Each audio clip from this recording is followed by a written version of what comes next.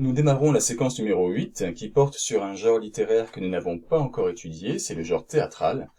Pour étudier le théâtre, on va s'intéresser à une notion qu'on a déjà abordée dans l'étude du roman La civilisation mammaire, il s'agit du féminisme. Donc on va s'intéresser au féminisme au théâtre en nous attardant sur la problématique comment défendre la cause féministe sur une scène de théâtre.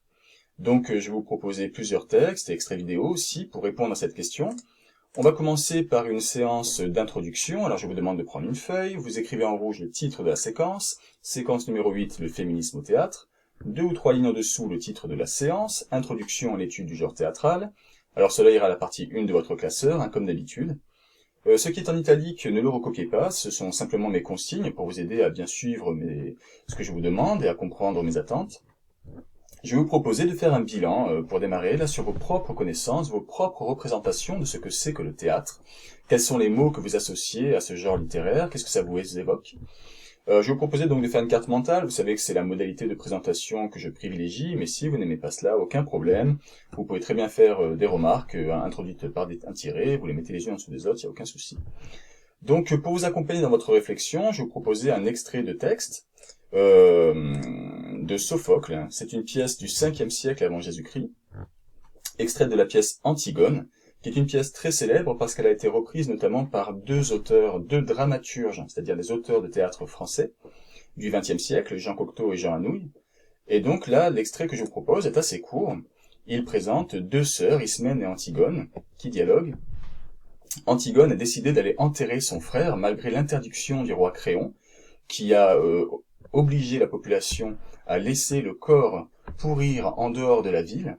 Elle refuse cette interdiction, elle va affronter l'autorité du roi, alors qu'elle peut être punie de mort si elle choisit d'enterrer son frère. Donc vous avez ici ce dialogue qui se mène. Je vais vous proposer également de vous intéresser non seulement au texte, mais à la mise en scène. Alors la mise en scène que je vous propose est celle d'Adel Hakim, qui a été proposée au Théâtre National Palestinien. Alors, vous avez cette mise en scène, vous pourrez y accéder via YouTube en cliquant sur le lien suivant. C'est une mise en scène réussie. Le seul inconvénient, c'est que c'est en arabe, c'est surtitré, vous pourrez suivre le texte, il n'y a aucun problème. C'est une mise en scène que j'ai choisie parce que c'était vraiment la meilleure que j'ai rencontrée.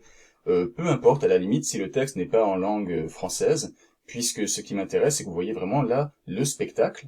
Donc ne regardez pas l'extrait en entier, simplement le passage qui correspond à l'extrait que je vous ai demandé de lire, donc vous arrêtez à 12 minutes 35, et ça vous suffira pour vous donner des éléments supplémentaires pour alimenter votre carte mentale entre le texte que vous avez lu et cette mise en scène que vous avez observée sur YouTube. Donc arrêtez à 12 minutes 35 et puis remplissez votre carte mentale selon ce que ça vous a évoqué. Alors une fois que vous aurez achevé votre carte mentale, vous voyez que moi-même j'ai mis 6 branches, j'ai pas forcément mis énormément de détails, on peut en mettre plus, il n'y a aucun problème, faites ce que vous pouvez. Donc en dessous de votre carte mentale, vous laissez un petit peu d'espace et puis répondez s'il vous plaît à cette question. En quoi l'extrait de Sophocle peut-il être rattaché à la cause féministe? Donc je vous rappelle que le féminisme, c'est le combat pour le droit des femmes, pour l'égalité, pour leur émancipation, pour reprendre le mot qu'on avait abordé, utilisé pour le roman qu'on a étudié en séquence 7.